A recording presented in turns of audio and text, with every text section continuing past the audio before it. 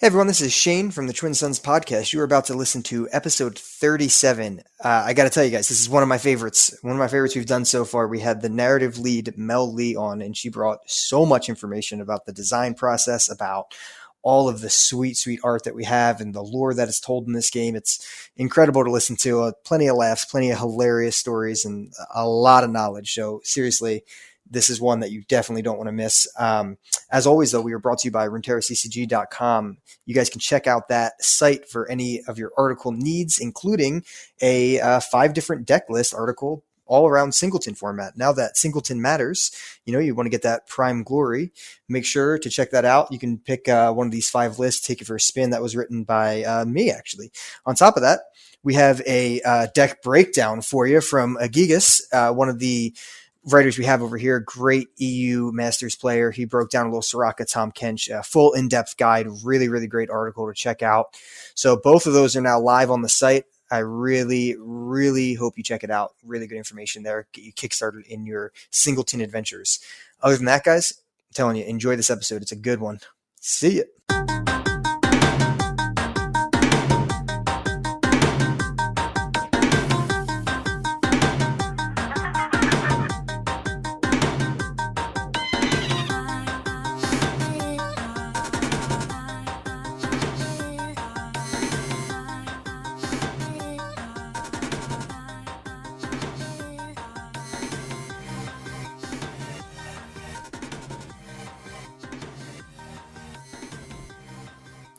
Hello, and welcome to the Twin Sons podcast, your home for everything Legends of Runeterra. I'm Mike. I'm Shane. And I'm Mel. Sorry. Please. So I'm on today as the narrative lead from Legends of Runeterra, and I'm also a game designer there. This is going to be the best episode we've ever had. Just from talking with Mel for 10 minutes, I already know this is going to be the greatest episode because we've learned so much already. So I literally can't wait to just dive in and figure out everything. So I guess, Mel, first, welcome. Thank you very much for coming on the show. Yeah. Oh, thanks for having me. I'm terrified now. You've set the bar so high. Yeah, listen, I mean, as far as what a narrative lead does, right? I don't think there's a lot of people who are super familiar with that job would entail. So if you would just be so kind just to enlighten us, what does that actually mean for you on the team? Yeah, for sure. We have our overall narrative team, and so that team is 2 writers who are Rowan Noel and Connor Sheehy. We also have our editor, Megan Bowe, who also writes for us, and finally our producer, Jenny Hulls, who's also on gameplay design. So very generally, narrative works on translating gameplay that comes from design into exciting characters and settings that fit with their world. So we'll work on things like flavor text and dialogue. We'll write art descriptions for our artists that tell folks what's going to appear in the image so that you can kind of connect stories through various types of imagery. So examples of those would be cards like the Yetis or Tiara the Traveler and things like that. So generally what we're trying to do is take cards that might be common designs and sort of elevate them so that they're more exciting as characters, and then also just make sure that we're looking at the design of the cards and making sure that they make sense as characters who would also exist in the Runeterra universe and that kind of thing. So we work really closely with art and design, and that's what we do. Yeah, it's incredible. I think, I am not a huge lore nerd as far as knowing every little detail, but Mikey here is. Wait. Not about every little detail. I know enough to get me by. But I mean, Mike, you can say from your experience. I mean, Legends of Runeterra has added so much of the lore to League, right? I mean, I've learned so much more about the League of Legends champions just from this game. So it's pretty incredible the job you guys have already done in 3 sets. Oh, thank you so much. We really appreciate that. That's definitely what we're going for. Our hope is that whether you're a returning player who really loved playing League of Legends and you're excited to see your favorite champions in that game, or if you're kind of coming to this game for the first time and you just want to get hyped about the world that we're bringing you into, we want to have something for everybody, basically. That's awesome. I think you mentioned real quick, you said you're also working on game design over there. Do you have another role as well, or is it just part of the same thing? Yeah, I'm actually kind of weirdly split right now between game design and narrative lead. I'm actually kind of like transitioning from narrative lead over to purely game design. So Oh over wow. the last year, yeah, it's been a lot recently. But over the last year, I've been working on feature set content, and then I was working with another game designer, Yotam Heimberg, on the Journey to the Peak Lab. So that was kind of like our team's first stab at doing some kind of like single player PvE kind of experience. So that was a lot of fun. We sort of like had to make some new features for the game and work on things like champion abilities and card pools and stuff like that. So there's also that element going on. Wow, that's awesome. That's a lot more. It's a lot more than I was expecting it to be. So Yeah. that's you must be busy. Yeah, it's been a fun time. It's been a fun time. It's actually pretty cool. I think like working from the narrative angle and working from the design angle, like you get to touch so many parts of the card. So I've really been enjoying it. That's sweet. I guess if you don't mind, can you? What's your history overall at Riot? How long have you been there? And we know this game. I think that was like the spiciest question we got to ask Yip was when did you guys start working on Runeterra? And he was like, "Oh, that's a hard question." So I guess how long have you been there? How long have you been working on this? And did you work on anything else at first? Oh sure, yeah. Actually, did Yip answer that question initially? Because that's Yeah, gonna. he did. He a lot longer than we were anticipating. I think he said like 5 to 6 years he's been working on it. So Oh yeah, yeah, yeah. Yeah, I personally I've been over at Riot for about 4 years now, so I've been on lore the whole time. But this was sort of like during the R&D period of lore. So we were kind of just figuring out how we were going to do things and kind of like how we wanted to do the game's narrative. So that was a really exciting time actually. And so I came in first as like a sort of like a writer when there was a different lead on the team, and then became the lead about a year in. So yeah, there was a bunch of stuff that we were just trying to lay out at the time, like how did we want characters to even talk to each other, and what did we want the relationship between the champions and the followers to be. So yeah, there was a whole bunch of work being done back then. Yeah. wow, yeah. So that was definitely shocking to us because I think that 10th anniversary thing was pretty crazy when you guys were like, oh, here's 1,000 new things all at once. Everyone was kind of blown away, but assumed that you guys had to have been working on it for at least a good bit of time. Yeah, yeah. Man, we've seen so many iterations of the game too. Like, I don't know if Sean might have talked to you about this, but there was stuff like way back in the day where we hadn't even had champion level ups, or like basically champions were like really beefy units, and we were just kind of working through like, hey, what's the cool thing about our game and that kind of stuff. Um, but yeah, like one of the things that's still pretty crazy to me is that like way back in the day when we didn't have like any idea of how we wanted to kind of like make characters talk to each other and how we wanted to present our creative, that was when we made decisions about like, hey, how are we gonna make a voiceover system? Like, how are characters gonna talk to each other? Can we make the system kind of like make players feel more like they're kind of like part of the world of Runeterra? So at the time, that was like me and the audio lead, and we were kind of looking for tools that could kind of like reflect some of the like. So like there's some amazing parts of League of Legends where like you'll play a champion and like players just love saying some of the lines that the champions say, like, and some of them are just like so iconic or so like off the wall, I don't know if you guys play, but like there's this one champion called Ramus, and like really famously all he ever says is just okay, and like that's it. And like Yep. part of me is like yeah, part of me is like that's so jank, but part of me as a player who's just like, man, that's like hilarious and I love it. um so we kind of went into this and we were like, all right, we want a system where we can definitely make sure that characters are saying those kinds of like iconic lines, but we also want to make sure that it feels different and it kind of brings out the same awesome aspects of Legends of Runeterra, that like you're enjoying in the game. So like for example, like, hey, like Legends of Runeterra is awesome because you get like really cool card synergies. So we were like, hey, how do we make these cool card synergies into like awesome character moments too? And so that was one of the ideas of like how we ended up with the voiceover system that we have. So we were like, hey, we've got this event-based system where like cards do awesome things with each other when they there's one card in play, and then you get another card, and like cool, they have this amazing synergy together. So we wanted to reflect that in the way that the voiceover system was designed. So we were like, hey, when a card comes into play and there's another card that plays well with it, let's have them say something awesome to each other. And then it's kind of fun as the player because you're like, oh, cool, like I know I did a good thing because like these characters are talking to each other, and also it's just kind of like an independently interesting moment. So that was something that was like really fun to be involved in. That's incredible. Now, when Rammus comes out, he's just going to say "okay" a bunch in this game. So funny story. Like if you ever look up Rammus in Italian, apparently Rammus has a full blown script in Italian because it was apparently like some kind of error that he actually only had one line in League, but they never actually fixed it. So I think there's like some other language where you can actually like hear the entirety of Rammus's script.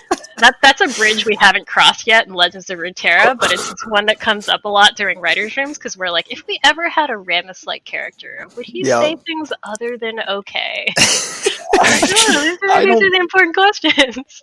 I don't think I've ever thought about looking up something in another language like that. So that's an amazing point to bring up. And I was taking a little back when you were like, if you look up this, and I was like, it's never crossed my mind. Yeah, that's one of those like, hey, you know, I wouldn't expect many people to do this. It's like one of those like weird narrative occupational things where you're like, you know what I should do?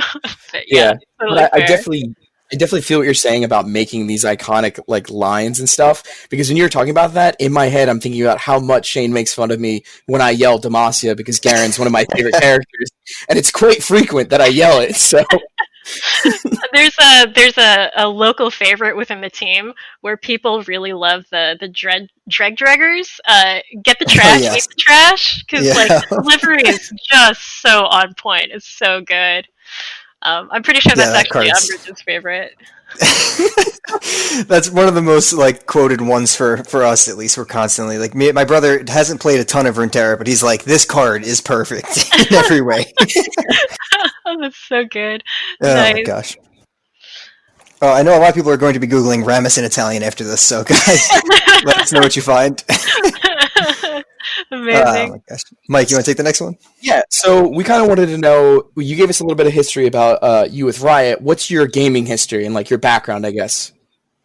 Oh man, so I've been playing CCGs for like an embarrassingly long time. Like ever since I was like, man, I want to say like in like middle school or something.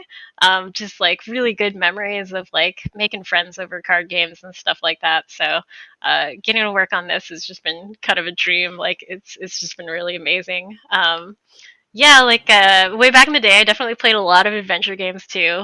So if you ever hear like or see any like Monkey Island references or like Easter eggs that might be dropped in our game, I think there's like a few of them in Bilgewater, and like Fiora says like how appropriate you fight like a Poro. Like those are definitely call outs to Monkey Island. Just like a great old game. And like way back in the day, I used to play these games. Oh my god, these are so old at this point. But they were text-based games, and they're called multi-user dungeons or MUDs. And my very first gameplay design experience was writing text rooms for this game. And like I look back on that, and I'm like, yo, that was crazy. That that was like an experience that I never would have thought would like turn into a career. It's just kind of nuts. But yeah, also just like RPGs, RTSs. Skyrim was amazing. I still play a bunch of League. Yeah, are you guys Skyrim fans too? I definitely love the Elder Scrolls series. I keep trying to get Shane into it, but it's not quite his cup of tea. Yeah, I'm more sci-fi based. That's kind of my stuff. So like Star Wars, all that type of stuff. Yeah. You ever play Knights of the Old Republic? Oh, it's the best. The classic. Classic. So classic. Yeah. I'll play that game any day. The quality. So, yeah, that's the fun thing about League too. It's just like you have a little bit of everything. I like the universe a lot. You know, similar to a couple other universes, but like in the sense that you do have like just crazy professors who just build turrets, and then you also just have classic knights. So yeah, and the mysticism of it with like the shamans and Freljord, this creepiness with the Shadow Isles, the mysticism of Ionia, the Iron Hand of Noxus, and then the heroes of Demacia kind of thing. So like every region kind of speaks to a different person out there and like their likes, which is super cool.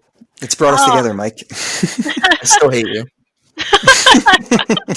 Yeah, I'm so glad you guys say that though. Like that's really what I love about just getting to work in this world. Like it's just so much fun as a person who like just gets to work on creative stuff. Like I can't imagine another game that like just lets you do so much crazy stuff within the same For sure. universe. Yeah. Yeah. Because it gives you the like ultimate opportunity to stretch your creative legs in any direction. Like, say you want to make something steampunk or science based, and you have an idea, like you just go head over to Piltover, and you're like, where can I fit this in? But if you want to do something with like, you know, like mysticism, you go to Ionia, and you've got that kind of like heritage of it. And then again, the simple knights of like not Demacia. So like, is that something that you've been able to just like use to your advantage? Like one day you're thinking and you come up with this idea and you're like, what region does this go in and how can I implement this? Oh man, yeah. Like that's actually been that comes up so often. Like so for all the sets that have been out, one of the things that I've worked on was write all the art descriptions.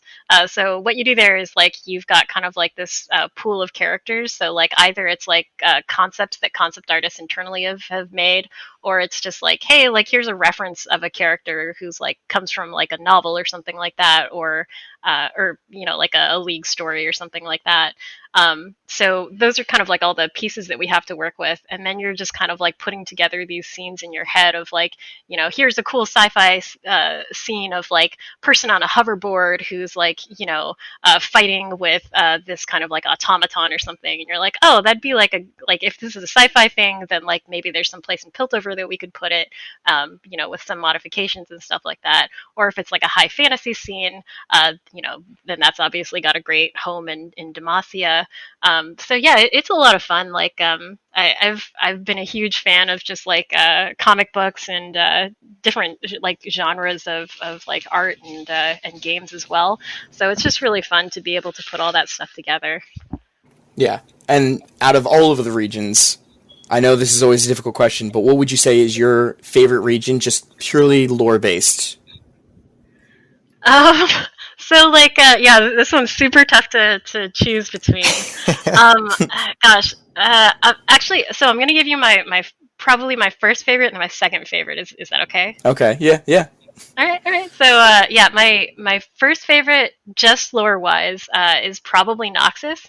And that's because like I don't know, I really like writing like conflicted characters, or like, you know, like in a lot of places where like, oh, like these guys are just bad guys, but I really like the idea of Noxus being like uh perceived as bad guys, but like actually getting to write in like, oh, but they have this motivation for whatever, and like, hey, they can actually be like really fun too. So like one of the really exciting things about working on Noxus is just trying to kind of bring out that duality where they're like, you know, like when League started out a long time ago, they were just like, hey, Noxus is just bad guys. And we were like, yeah, that's all right. But it's been really fun to kind of build in a lot of subtlety with what Noxus is versus what Demacia is, because Demacia initially was just like, oh, these are good guys and they're all like knights and whatever. And it's been really fun to kind of build in like, oh, like, but what's like the sinister side of Demacia, and what's like the noble side of Noxus, or the fun side of Noxus.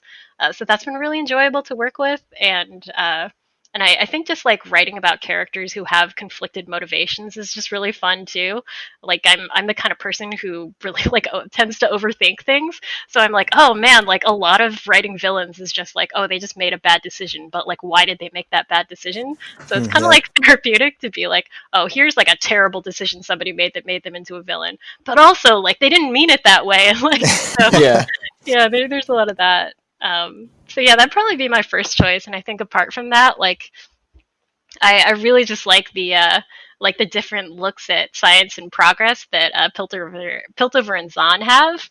My personal background is that like I've only been working in games for, God, I want to say like well, I guess this is really long now, but like maybe it's like 6 years about. But before that, I was like scientist engineer for a long time. So Oh, wow. yeah, it was kind of a turnaround for me. But That's the dream. I mean, that's my life plan too. I'm a oh chemist man, now. I'll transition one day. yo, we should talk about that. No, seriously, I worked in a Yeah, lab for like 10 years, so yeah, exactly. Yeah, yeah. So yeah, that's funny. it's really cool, just kind of like seeing like a game kind of focus also on like these different looks at scientific progress and what that Right. kind of Yeah, means for the world. Yeah. that's awesome. Yeah, Josh is an engineer. I'm a chemist, so we have all the nerdy stuff. But I don't think either of us like Piltover that much. Maybe I'll have to like it more now. Yeah, I always thought Yeah. you would. That's odd. Yeah, I do Like, love the steampunk stuff. I yeah, just hate Heimerdinger. As a character, as a card, As a card, he's fine as a character. yeah. yeah, those decks are pretty rough to play against. I'll say that. But Yeah. have you played playing as him? Because I've found that can be the best remedy for like hating the play against. You know, the only time I can like stoop to play as him is if I'm running him with Poros at the same time. Oh So man, that does yeah, sound really satisfying. yeah, a little Aureli Borealis, whatever the name of that card Aurora is, and then just Borealis? Come on, yeah, man. and then get my elusive thing, and then just have a bunch of Poros. Yeah, it is quite satisfying. Uh, Quite refuse. memeish. I refuse. Mike hasn't played him at all, so I no, I can't. I physically can't bring myself. I've made decks like lately with all that's going on with Lee Sin. Like I've even been so mad, and I'll start like in my anger, I'll start making a deck, and I'm like, oh, I'm gonna do this now, and then I finish the deck, and I can't bring myself to hit play because I don't want another person behind another computer feeling the way I just did 5 minutes ago. I'm so serious. It's very emotional for me. to be fair, Heimerdinger is a greatly designed card. I just hate him. Yeah, but like that's the thing too. Like it can happen in Heimerdinger games where like you're winning, and then all of a sudden you look, your board's gone, their board's full, and they have the attack token, and you're done. And you know, all the robots just make these sounds, and it's just so annoying, right? Keep hearing the beeps and the clicks. Yeah. If you guys had to name a deck where you're like, I feel bad about feeling good about this deck, like what would it be? Oh, that's a good question. That is a good question. Any deck I put Atrocity into. Pretty much. Because it's always like, they're like, I got you now. You're not getting this attack through. And I'm like, yeah, I am. I will make this happen. Whatever defense you put in front of me, I'm getting around it right now. That's a good one. I think lately it's probably like Frostbite Kench, just because you're just eating everything after you freeze it. It's just, such a prison that you just put people in. Yeah. Yeah. Feels so good, though. The Kench Derp is so real. Yeah. Yeah, absolutely. Just there's not much like just losing your board to a demon catfish. So, but to kind of draw it back to respond to your answer, which I think was an absolutely amazing answer, because you're right. People like when we started playing League, how long ago, Shane? Like 2000 what? I like 15 years ago, 10 years or something. League of Legends at Target. That's how long ago. Yeah, I bought the box. Yeah, like next to Warcraft 3, I bought the box. It had a box. Oh, I had no idea. I downloaded League off of a CD-ROM on my Dell, whatever.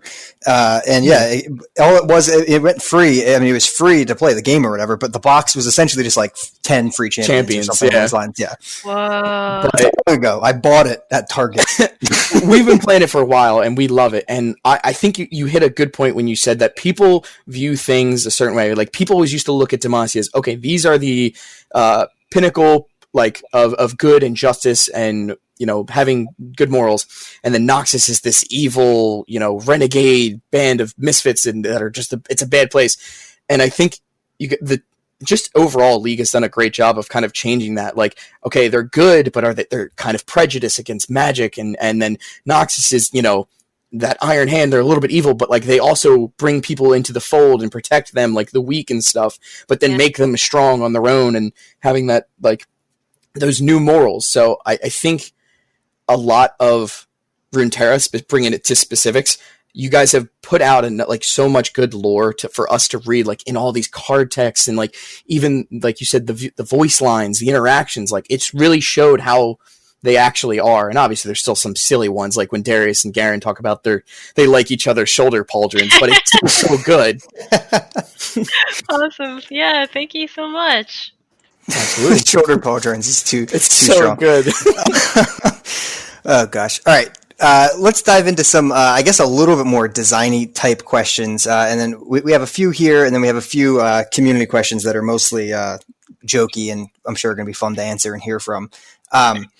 But can you just talk about the process a little bit more? I guess in terms of actually, like, when do you actually come into the picture as a narrative lead? Obviously, now you're working on design, so that's very, very early. But as far as, like, when do you get the art, or are you actually coming up with the art? Like, what's that whole process kind of look like? Yeah, so when things start out, we kind of like meet up initially with design and so design, narrative, and art all get together in a room, and we're like, hey, like here's generally we'll call them like pillars, and we'll say like, hey, here's generally like 3 words or something like that that will describe kind of like the targets that we're going towards with this archetype, this region, and maybe these champions or something. And so we all have these kind of like signposts, and we're like, okay, cool. Like we're all generally aligned to around the same thing. That sounds good. And then like design kind of goes off and does their thing, and then concept art and narrative will get together, and we'll start thinking about characters that go along with champions and try to go along with the pillars that were described to us.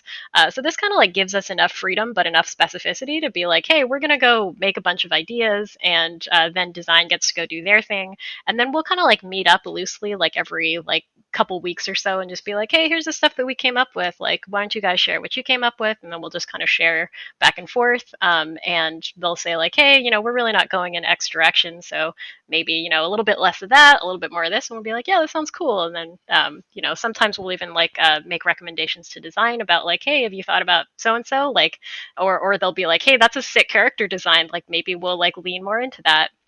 So it's kind of a back and forth, Huh.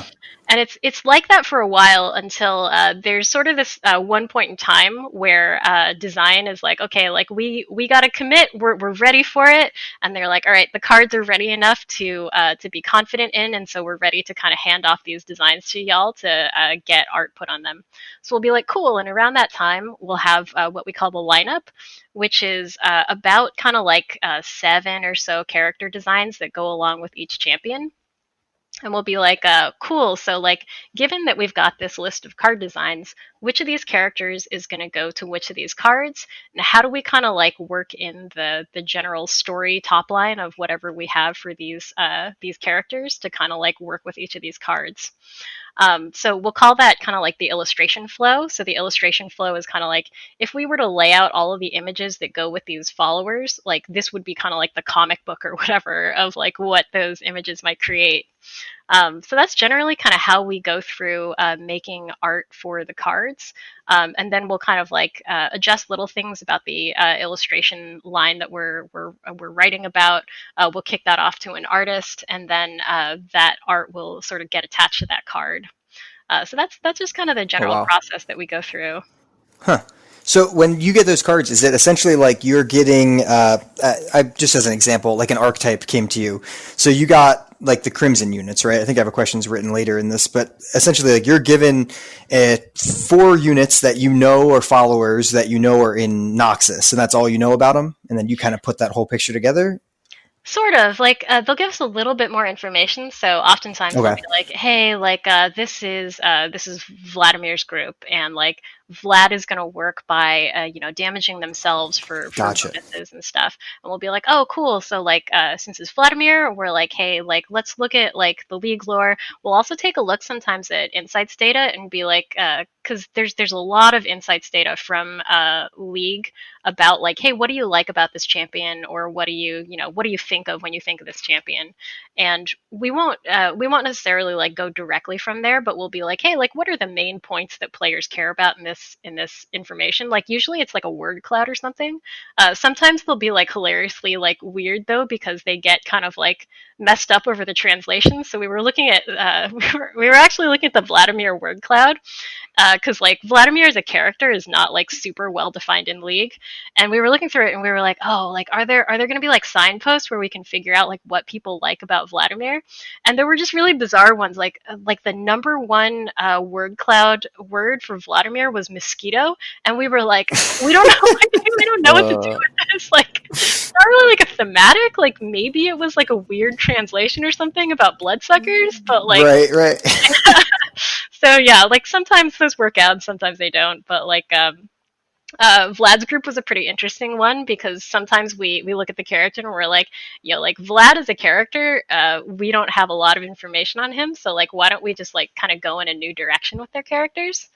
So that was like an example of like, hey, let's just like make up a cool group of characters, and this is going to be their relationship with Vlad, but we might not go off of like a lot of league information or a lot of like specific lore information if they don't have a lot to begin with. That's Yeah. awesome to hear. Yeah, it's really And cool. this is just a question I want to add real quick too. Is there some kind of like, I'm pretty sure I saw something on Reddit or something like that where somebody took all the voice lines of all the like the Crimson units and they actually reorganized them to actually paint a picture of them going out or something to like Vlad's estate or something like that, and like all the voice lines actually matched up about them like one by one meeting up and like seeing each other, and they're like, oh, I'll be your +1, like let's go. And it was actually really cool. Was that something that somebody on Reddit just happened to put together, or is that something that you guys actually like planned out? Like these units know each other, they interact, they're going to somewhere together, and that's something you're trying, like a story you were trying to tell? Yeah. This was actually so that specific writing was the work of Connor Sheehy, and so yeah, he had planned out in advance like how he wanted to treat each of these characters, and that was actually one of our first like really specific attempts to make sure that the followers were talking to each other and that they had really specific relationships to each other. So yeah, that was actually like very intentional, and I thought he did an amazing job with bringing that out.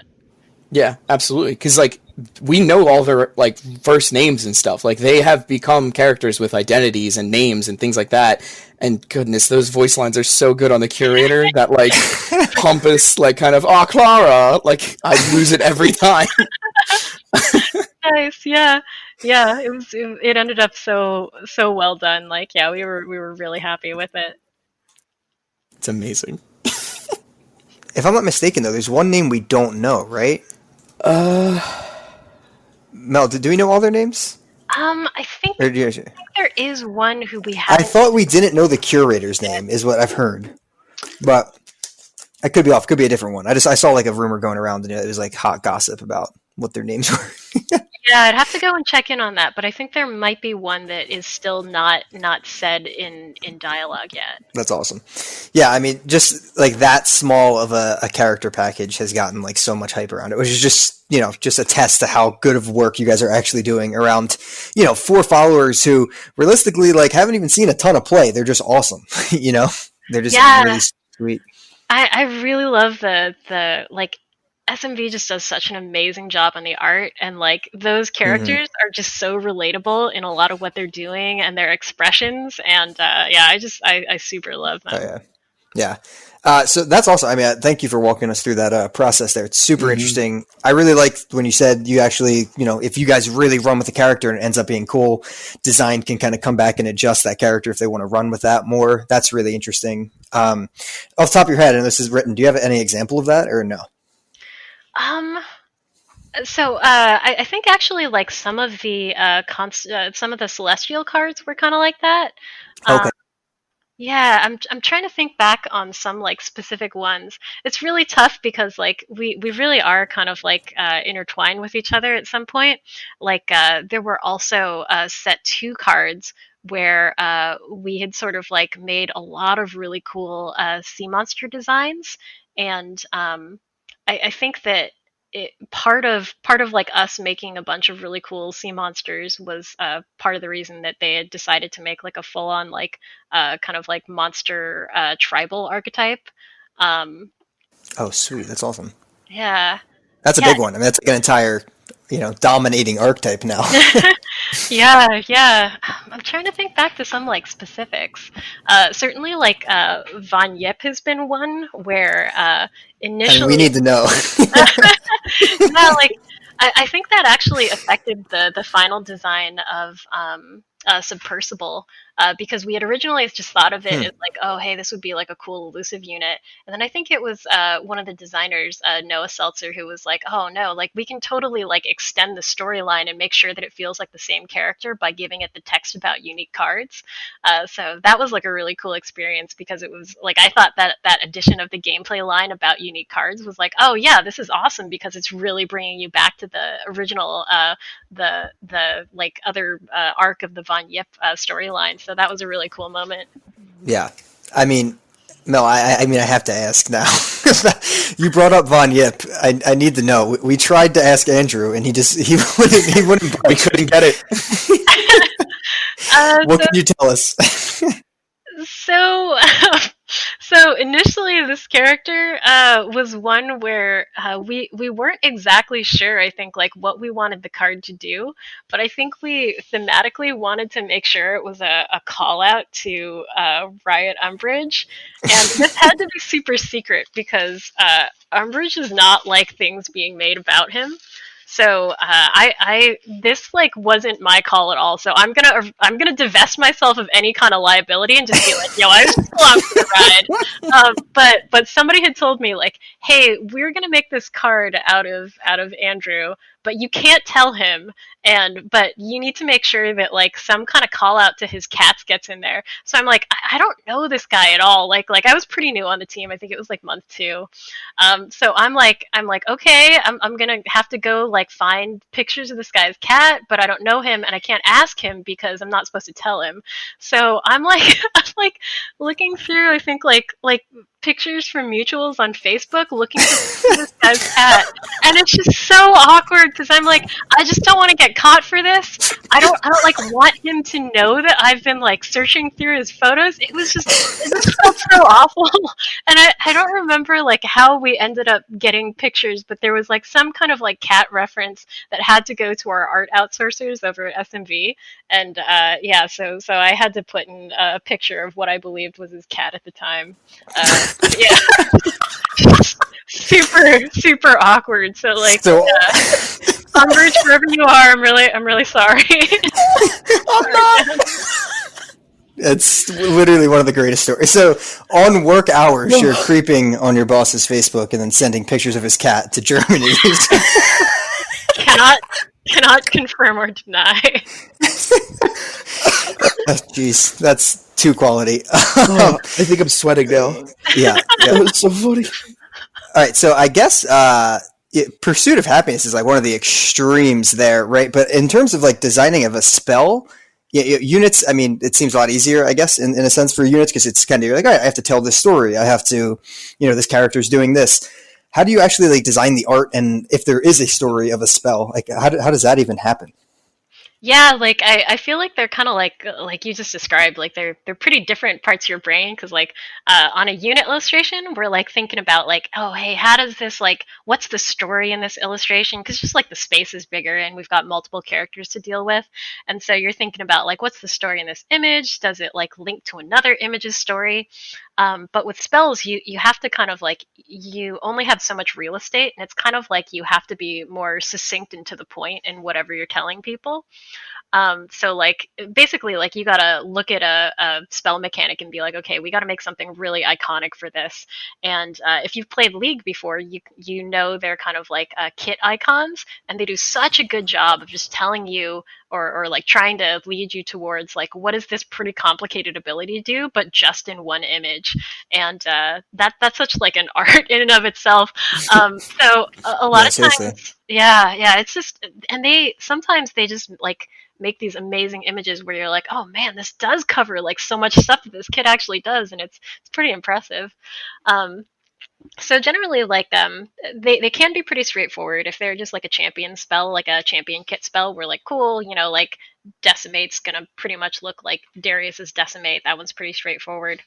But they can also be really cool opportunities for us to kind of like tell folks more about the world of Runeterra itself. So when we have cards like Progress Day or Behold the Infinite, we're really kind of like trying to tell you more about the world, and it can be this handshake, and sometimes it's tricky to figure out like how much of a story we want to try to tell in that space, because with Progress Day it's like, hey, we want to tell you about this like celebration of progress that goes on in Piltover and Zon, but players might not know a ton about it yet. So we kind of run this fine line between like we want to tell players new things about the world, but we also want to make sure we're not kind of like overloading people with too much like specific detail that they might not know about yet. So yeah, it's kind of like an opportunity for us to like associate parts of the world of Runeterra with like really powerful kind of effects. So with both of those cards, we're like, hey, we know that players are going to pay attention to these. So like, are there opportunities for us to kind of like tell more of a story within these like just small icons and stuff like that? That's pretty sweet. Yeah, that's actually really sweet. So, I mean, that really breaks down the process as far as like the timetables go, how you guys are doing things, talking about spells. I guess maybe we should have asked this at the beginning, but beyond obviously just kind of like telling a story, what other like goals does your team have in general? I mean, I know there's obviously more than just telling a story here. Yeah, we've got like three kind of like major goals, and our first one is always that we want to make sure that we're clarifying the gameplay, because like at the end of the day, like we want to make sure that players understand what's going on. Like one of the toughest things about getting into CCGs is just like you're gonna have like thousands of things to remember, which is just crazy. So like Yeah, seriously. yeah. So like we just want to make sure that whatever we're making, it's really helping players like understand what the gameplay is, because it's just so hard to remember already. And I know that for me, just like knowing like what region does a card come from, I'm already like, oh, okay, so like here's the subset of things that I would associate with that region, and it already makes it like so much easier to just try to understand like what that card is doing. So yeah, our first goal, first and foremost, is to make sure that we're like enhancing the gameplay and making it feel good, increasing card comprehension. Specifically for our game, like we focus so much about like cool card synergies that we want to make sure that those synergies get highlighted. So that's kind of like what we were talking about earlier with like voiceover interactions and kind of characters talking with each other. We want to make sure that's kind of like highlighting cool moments in the game that players are kind of feeling. The second one is engaging content. So, like, obviously, we just want to make cool stuff for players, and we just want to make sure that, like, whatever world we're making for them, they're like, oh, hey, like we want to take a closer look at this. And a lot of the gameplay of lore is like that too, because like it's pretty like it's pretty like straightforward in the general rule set, but then like remembering like what each card does and how different things can work differently with each other is kind of like the joy of like brewing decks and like finding weird card interactions with each other. Like that's the kind of game that we are in our gameplay, and so we kind of want to do that same thing with our storytelling. So like we write a whole bunch of interactions so that players are like hopefully finding something new in like every game that they play, or like there's some line of flavor text that you might not have seen before. So it's a lot of like encouraging this feeling of like discovery. And then the final thing is, we just want to make sure that we're building the world and the characters of Runeterra, and just giving players like cool, exciting new stuff, and making sure that we're also like staying true to what people already really love about the world. So yeah, that's kind of Right. like our main goals. Yeah, I see, think that's just way more than when I, pictured what your role was. Like, the clarifying gameplay thing, I would have never thought of, and it's really genius, right? I mean, just having those settings be, especially like Targon, I think, like you said, Behold the Infinite was one of the cards that was like, as a spell was important. It's you looking at the stars, seeing celestials, things like that. Like, it all just thematically fits so perfectly and just makes sense. Oh, thanks. Yeah. Yeah, we also try to like make sure that there's hopefully something for every kind of player. Like even if you're in Targon or something, there's going to be like, hey, you get this idea of like conflict from uh characters like Leon and Diana, but you're also getting like these feelings of like comfort and lightheartedness with groups like Soraka's group. So yeah, it's kind of like we also just try to make sure that there's something for every player, and that you really get the sense of like variety when you're looking at the decks too. Right. Yeah, I could tell. I just kind of went down this dark rabbit hole of just trying to use monkey idols and sharks this past week, and I mean, I'm assuming that's where a lot of your Monkey Island references have come from. But oh my gosh, just some of the interactions are so funny with Monkey Idol and things. It's just like the sounds that are happening. It was cracking up the whole time. I mean, So good. Oh, I'm Such so quality. happy to hear people playing Monkey Idol. It's such a fun card, yeah. Monkey Business. I told Sean. I said Monkey Business is my favorite card that came from all of Call of the Mountain the first time. He was like, Awesome. You joking?" I was like, "No, dude, Monkey Business." I think people were saying at first like that idol was not going to be a good card, and I think even on the cast at one point, you and Josh were like, "No, it's bad," and you told me to make a deck, and I didn't even have to because you and the community just went crazy with it after at some point. And you're like, "This is a good card." They added one health to it. I like it now. That's all it needed, man. That's all it needed. Real quick side note. We are missing the aristocrat's name. It's Edvin is the curator, There you Clark go. is the disciple, Maketh is the awakener, and the aristocrat has not been named. Unless I just missed it in my 2 seconds of exploration I did, because again, this is engaging content. Another goal was hit right here. We were curious about the names, and I went and looked because I wanted to look closer. Excellent. If anybody knows the aristocrat's name, Let us know. let us know. I'll send you a sticker. There you go. There you Sounds go. good. I will send them your way. So literally, as soon as this episode airs, it's going to be people googling the aristocrat's name and Ramus in Italian. It's going to In be what order, though? quite that. Italian first? Ramus in Italian, 100% is the first thing I'm doing as soon as this is over. Oh my gosh! All right, so we did talk a little bit about the archetype as a whole, how you set that up. I would say another big one that just stands out to me, and maybe you can just focus on that for this question, is the whole idea of climbing that mountain was such a huge theme. Sean talked to us about that a lot. You have Tiari, you have Mountain Sojourners, all those characters. How did that come together as a cohesive unit? Yeah, let me think. So, yeah, we first wanted to. This is kind of like related to that process that I was telling you about before, where like design kind of comes to us and they're like, hey, we want to make a bunch of Tarek cards. Here's generally how Tarek's going to play. He's going to be part of a support archetype.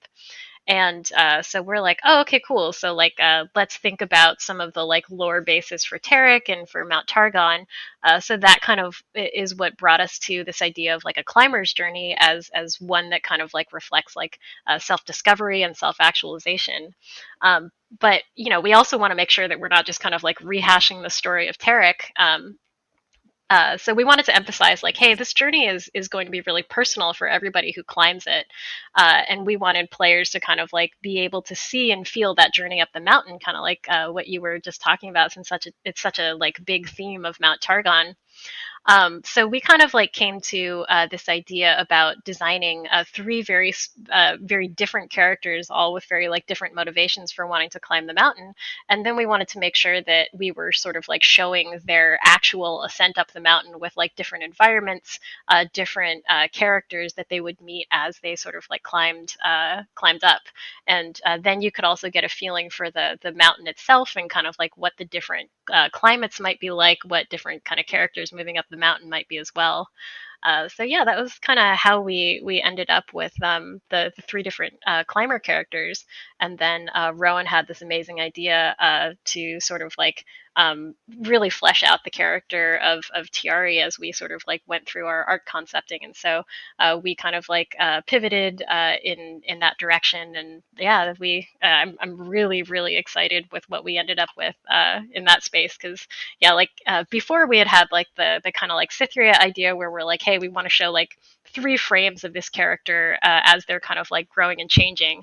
But this was a point where we were like, no, let's see if we can do like a full extended kind of story through a lot of different character interactions, through a lot of our art, and yeah, we're just really happy with how that came out. Yeah, I mean, it literally was one of the most like beautiful entire archetypes I've ever seen. I was like, this is just 100% what I want in an archetype. It's just so beautiful. All of Call of the Mountain just came out crazy good. Awesome. Man. Mike, you want to take question 5 here? Yeah, so we kind of wanted to know, like, what is the separation, if there is any, between Runeterra's lore and then the overall lore of League of Legends, because it's a matter of, like, how do they work with each other, and I know that there's some characters, like, League had its old lore, and I think that's what they might refer to it as, and that lore, some of it is kind of being retconned or changed and things like that, so is there some kind of separation that you guys need to do for things that aren't set or new, like, I don't know. I think Jack's got new lore, but I know there's some champions who don't have new lore. So would you guys never? Would you try to avoid those champions? Like, what's that all about? Is there a separation? Is there not? And what is it like? Yeah. It's actually one of the things I really like about the way that Riot treats its lore is that it is like willing to just update a bunch of stuff. Because yeah, like if you came in on League of Legends like way back in the day, you kind of know like, hey, they've really like increased the depth that they show their characters in, and I think that's awesome. Like I'm all for kind of like improving things where they feel like they can be improved. And I think we're very conscious of that throughout like all of Riot narrative. And so folks have been really good about like if they want to like update a champion bio, they'll kind of let everybody know. So like we're kind of in the loop when they're like, hey, we want to update whatever character's bio, and we're like, oh cool, like maybe here's a place where we can kind of like cross it over with our stuff. So there's a lot of crosstalk between the different products, and we generally try to stay as true as we can to what other folks are telling. That said, there's a lot of space where kind of like we are like kind of forging out into the unknown, because like a lot of League stuff takes place obviously in like Summoner's Rift, which is just like one specific environment.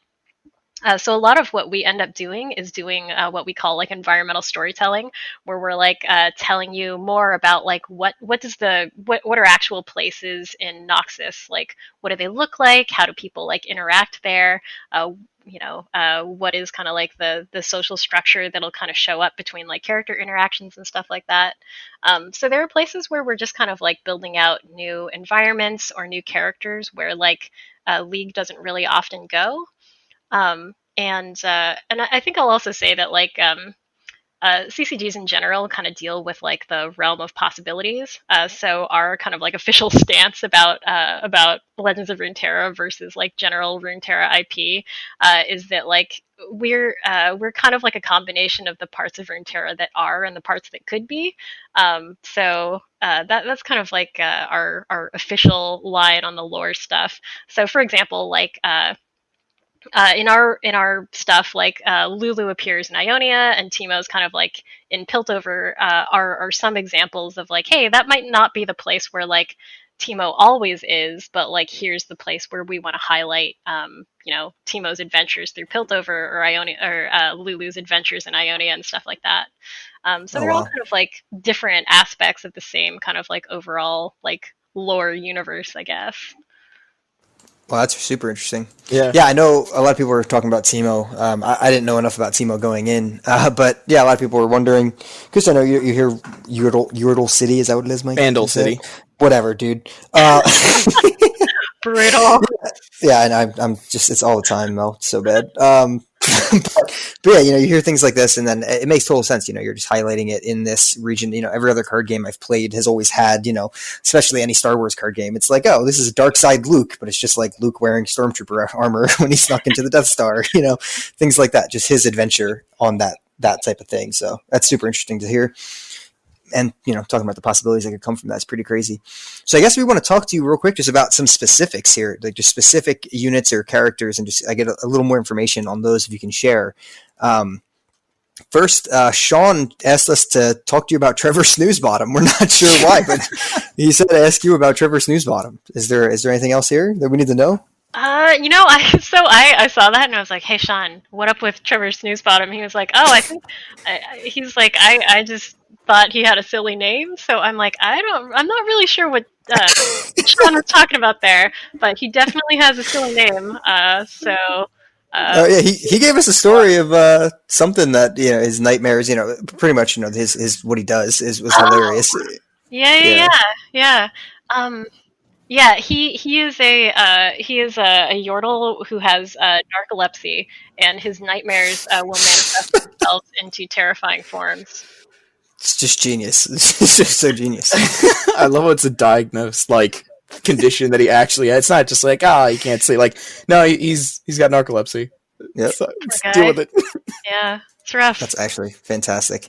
All right, I mean, probably the hottest, other than, the Von Yip story is incredible, but like Swole Squirrel, like we asked Sean about Swole Squirrel, and he was just like so happy that this actually made it through to live, because he said it was, I think, a placeholder name he put on that. Did this come across your desk at any point, and you were like, "What's happening?" Oh no, like so. I mean, our team, I think, like narrative writers, we are not opposed to silly stuff.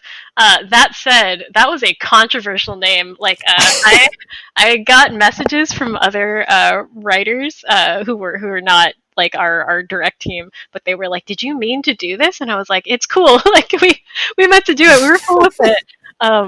Yeah, I think there's just like there's some like, and again, like this is one of the most fun things about writing for lore is that like there's just space to have really silly things, and like look at the art for that thing. You can't look at that art and tell me that it can't be called Swirl Squirrel. I mean, you're not wrong. I don't know. I can't think of any other thing to name it unless you just give it like a funny, like actual human name, like Jim or something. Like that's it. It's Swole Squirrel or a real name. Yeah. Oh gosh, Chad Swolliam. Yeah, that's it. Amazing. All right, I guess the most popular card probably. I mean, this is opinion piece, but I think it's Cytherea, right? It's definitely Cytherea, right? Definitely. So the design of Cytherea, like you said, 3 different stages of her character, right? Throughout all of that, we've seen something similar with Tiari having 2 different stages as well, which is so sweet. That I guess that whole process, is that part of what you guys wanted to tell? You wanted to tell a story from just a squire's point of view? Yeah, absolutely. I think this is one of the coolest things about some of the narrative work that we do, because we're taking a card that's like, like Cytherea on her own as a card, you're like, oh, she's a 2/2 elite, that's a 1-drop, and like maybe you're excited about getting a 2/2 for a 1-drop, or like the fact that it's like, hey, this is like the start of your elites. But it's really fun for us to kind of look at these cards and be like, how do we make an exciting version of like what a 1-drop 2/2 elite could be? So I think this is a lot of like just general narratives intentions to be like, okay, like how do we take this like weirdo like common card or whatever and try to really elevate it? So that was definitely the kind of like feeling that we had with like why did we want to make Cytherea, just from like a creative general goals standpoint. But then like we definitely wanted to tell a story about like what is kind of like the Demacian dream. And a lot of that involves like, hey, like following the path of honor, like you can have this like amazing military career. And so we wanted to tell that story to players in a way that they could like feel like they could be part of it along the way and like really see that like growth and power that she's going through. So that was definitely one of the intentions there. And this is also the great work of my sort of like narrative lead predecessor, Ananda. He's now in TFT. And I just really love the idea of like developing characters throughout the game itself that you can really see and feel. That's so cool.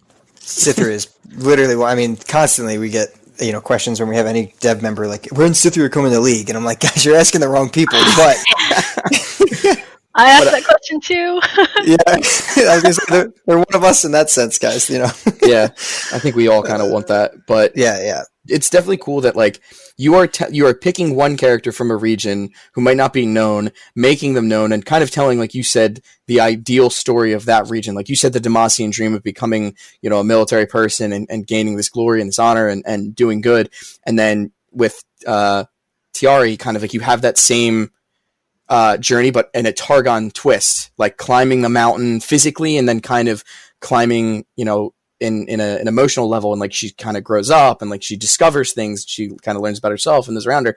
So do you guys kind of have plans in the future for like newer regions? Like we know that maybe Shurima might be a region. Like, are you going to pick some just random person, make lore for them, put them in this universe and say like, what is the Shuriman destiny? Like, what is the thing that you would do here if you grew up or from here, and then follow that person in a similar way?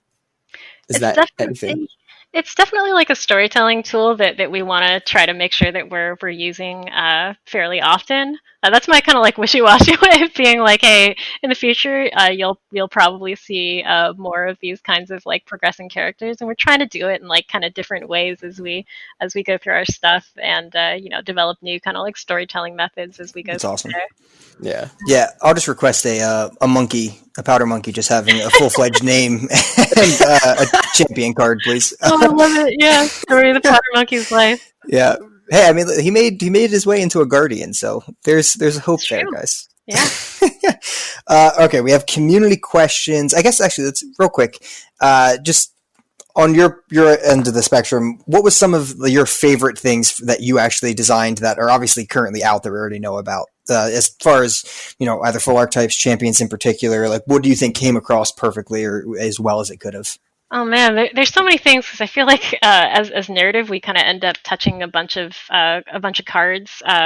So like boy, yeah, I really loved putting in Reckoners because like I love the idea that like Noxus is just like they're so try hard that even their entertainment is going to be try hard too, and like just the Yeah. idea of like WWF over the top fighters is just so much fun to work with. So like yeah, I really love that stuff. Um, Obviously, like yeah, Tiare and Cytherea, those kinds of stories are just super fun to work on. I loved working on Braum and the Poros just because like Braum's just a great character. I just love that Yes. guy. Then there's been the Von Yip cards. Those are also kind of like in that same like storytelling card development kind of category. And then just like writing for some champions is really fun. Like writing for MF was pretty fun because like previously her league script was really small. Swain's kind of the opposite, where like he had this like giant script before, but he was just still really fun, and like the voice actor was just super talented. There's a bunch of upcoming stuff that I can't talk about yet, but that's really great. And yeah, I don't know. I'm so sorry. I know that's really unsatisfying, but like, yeah. No, that's all good. It's perfect. Yeah, teasers is what we need. We have a Poro sound if you want to just say it, and we'll hear it, and we'll put it.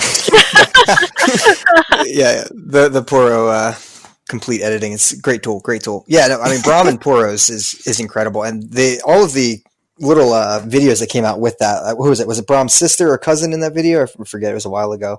Mm-hmm. It was just amazing storytelling with all that as well. So it's got to be sweet to work with the voice actors that way. All right, we got community questions. Some of these are a little out there, so if you don't have an answer or just don't even know what's actually happening, you can totally just ignore the question or give it the best you can. I'll try my best. Yes. This first one's fine. The Final Refuge asks, what was the thought process of Teemo in Piltover and Zahn and his respective followers' correlations to him? Essentially, basically, what are those followers? Okay, so this is going to be a two-parter. So, like, originally in set one of the things you might notice is that some champions didn't have many followers, or they were like really weirdly defined. And the reason for this is because we didn't really come up with the model of like, okay, champions are going to have these specific followers until actually sometime in set two. So, like, one of the things you might notice is like, hey, like Yasuo doesn't have that many followers, or like Karma doesn't either. And like one of the reasons for that is like, A, they were kind of like late additions. And B, we hadn't had that system yet. So Right. like Teemo's followers are kind of like sketchy because we were like, oh, like we're actually like not super sure with what we want to do with these. But for sure, I feel like Wumps have got to be in that category. So like Wumps are those like raccoony possum things that live down in the sump. So he's got those guys. He's got Chump Wump, who is a Yordle disguised as a Wump trying to steal their mushrooms. Then you've got Puffcat Peddler, who's kind of like a mushroom delivery guy. And I'm trying to think who else might be there. I think those are kind of like the core followers. Mhm. But the idea of Teemo being in Zahn at the time is that so Teemo's kind of like just a traveling kind of character. He's like fairly nomadic because he's like a Bandle Scout, and part of what Bandle Scouts do is just like like explore different areas. And so the idea here is that Teemo is kind of like one of the things that Teemo as a Bandle Scout and as Teemo likes to do is like plant things. And so one of the things that he obviously loves to plant is mushrooms. So in my head, the reason that Teemo has gone to or has kind of like laid down temporary roots in Zahn is that he found out that the like toxicity of the sump is actually an awesome place where mushrooms love to live because like generally mushrooms love damp environments, and there's something about the chemicals there that creates like especially toxic mushrooms, which Teemo really approves of. So with the help of these Wump characters, he kind of grows and gathers his mushrooms down there. So that was actually like our kind of like conceit about like why Timo's down in Piltover at the time. He's just setting up home base. He's setting up shop, making all these mushrooms. Yeah, I mean, I feel like where the mushrooms grow, Timo's going to go. So in Yeah, that sense, you know, he's it's all definitely about where you can source things from. Definitely, Timo's a good businessman. I appreciate that. yeah, exactly. Yeah, wherever it's cheapest, get it local, get it fresh. So Not Jack asks, are Poros immortal? As we know, the Shadow Isles kills everything, even though it's actually the mist that kills things. Yet the Poros there seem quite alive and fine. So this is a controversial question. I do believe we have not determined whether Poros are able to die. We do know that they are able to create more Poros, as seen in if you've ever played ARAM in the Howling Abyss. When you feed a Poro a lot of snacks, it will create more Poros. So to the best of our knowledge, Poros cannot be destroyed, but they can make more of themselves. Uh, there is a particularly grim internal myth that potentially Noxians might torture other people by feeding them Poros, and because they can't die but they can reproduce, that person will gradually fill with more and more Poros until they explode, which is terrifying. Oh my. It's just straight up scary, guys. Yeah. That's scary horrific. internal lore, yeah.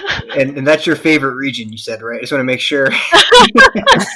Hey, this was just a pitch. Nobody said this officially to the. This is not official lore yet. These are just theories. Oh my gosh. Okay, Uncle Funkle, quality name. How do you balance the serious side of the world with the funnier, cuter side? So obviously, like Swole Squirrel and things like that, combined with the Noxus Reckoners and the even though actually the Reckoners are pretty funny, but like the Shield Breakers and all those type of units. Like how do you combine those and have them together? Yeah, we always try to make sure that every region has kind of something for every kind of player. So to that point, we do try our best to just make sure that each region has something that could be like cute or silly or serious face or whatever. So part of that is like looking at the champions themselves because usually just due to the number of champions you have in a region, it's like, oh, okay, like this can be our like less serious anchor for some certain area, or we might just have to like manufacture that in. So like Shadow Isles is a great example where like, hey, this is just like it's like Chernobyl basically where everything's blown up, but that doesn't mean we can't just have like some weird or silly apparitions or something, because a lot of them are like apparitions because they died in some certain way. And so like you've got cards like Stirred Spirits where like, hey, like this is a grim place, but like death can be kind of silly too, question mark, hopefully. Yeah, it's definitely one of those like regions that's like harder to deal with on the silly cuter side, but we try our best. Yeah, that's amazing. Because like the Oblivious Islander is one that I don't know if it's meant to be a serious one or not, but I find it funny that like there's just this fisherman who's like, oh, everything's fine. He has no idea of all like the death and like the ghouls and ghosts around him. He just wants to fish. Exactly. Yeah, I love that guy. He's amazing. So Extranji asks, who is the used cask salesman's target audience? It's such a good question. It's like from a gameplay perspective, or like from a like who is he buying casks for? Yeah, definitely a lore perspective. To be honest, we could have done another entire show with you just on Extranji's questions. So many good lore questions, but we thought this was one of the funnier ones. Huh. My guess would be that so like that guy's casks are like pretty full of what looks pretty toxic.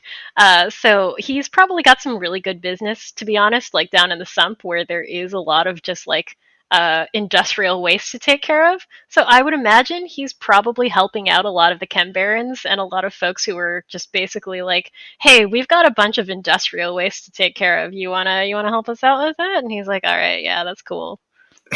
It's so good. It's amazing. His other question, we had to give him two because he put up at least like 20 plus questions, so we had to give him two. Does Plunder Poro have its own crew, or does it work alone? Oh my god, this is so good. Now, dude, this is actually kind of an amazing idea because suddenly I really want to make the Plunder Poro crew. That's actually so good. Um, gosh, yeah, I feel like Plunder Poro should have a crew somewhere, or at least in its own mind, it's got a crew. Like they might just be like, I don't know, like they might just be like inanimate objects that it's like, oh yeah, like clearly this like, I don't know, this like lamppost is part of my crew. But I feel like it would have like a pretty fun or silly crew of different various like creatures and or objects. Yeah, yeah, that sounds like a good idea to me. I do think it has its own crew. I love it. It's so good. It has to. It has to have a Yeah. crew, and it's got to have some good crew name, like the Plunder Poro Posse or something like that. Just make it alliterations all throughout. Oh my god, please, yes, no, that sounds amazing. So another question is from Alf, and it is, what is she who wonders and they who endure? Ooh, those are Bale Striders. So Bale Striders are these sort of like um, harbingers of the end. So they have to do with the Watchers and the creatures who are imprisoned in ice by Lysandra. So they're kind of like harbingers that the Watchers are going to be unfrozen very soon. So they are sort of like associated with those same kind of void-esque creatures. Yeah, same, similar to the Watchers. Okay. So are they void then, or were they already there? I believe like so. The Watchers are kind of interesting because they are physical manifestations of the void. And for a while, they sort of like existed between dimensions. Bale Striders and Watchers are both technically from the void. Yes. Sorry, that was Okay. a long explanation, but they are void creatures. No, it's all good. I think it just helped clear it up a little bit more. But that's really crazy and cool because they were always seemed kind of like ominous. So that makes more sense since they're, you're calling them harbingers of the end. So that very much fits the feeling that even a card has made me feel. Yep. Some of those cards definitely indicate the end of something soon. Yeah, exactly. So the last question is actually from me. It's just something I just added real quick. I've always thought it was interesting about what's at the top of Targon. So like when you get up there, what do you see? What do you experience? What do you gain? What is it? Yeah, so that's some of what we were trying to get at with some of the imagery in Call of the Mountain. At the top of the mountain itself is the gateway to the Celestial Realm, and that's a place that's guarded by the Crystalline Arbiter. So it's kind of a place where they are if you can imagine, kind of like I'm trying to think of what a good equivalent might be. Kind of like if you think of like a Heimdall guarding the entrance to Asgard, Hmm. that's in Norse mythology. We're That's kind of so like good. yeah, great character too. That's kind of like how the Crystalline Arbiter works for Targon itself. So there is kind of like the celestial Targon, because it is so tall, is able to kind of like reach all the way to the celestial realm. So there is kind of like a place at the very top of the mountain that acts as the gateway into that realm. In order to make sure that people who aren't sort of like worthy to enter that realm are, basically kept out, that's the job of the Crystalline Arbiter.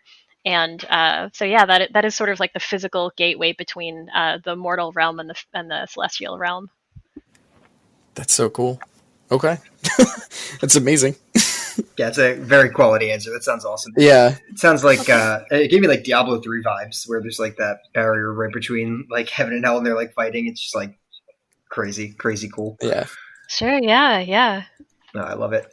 All right, Mel. Well, that is all we have for you. Thank you so much for coming on and giving us Thank you. all of Thank this you. insight. Yeah, Oh, thank you all so much for chatting with me. This is yeah. great.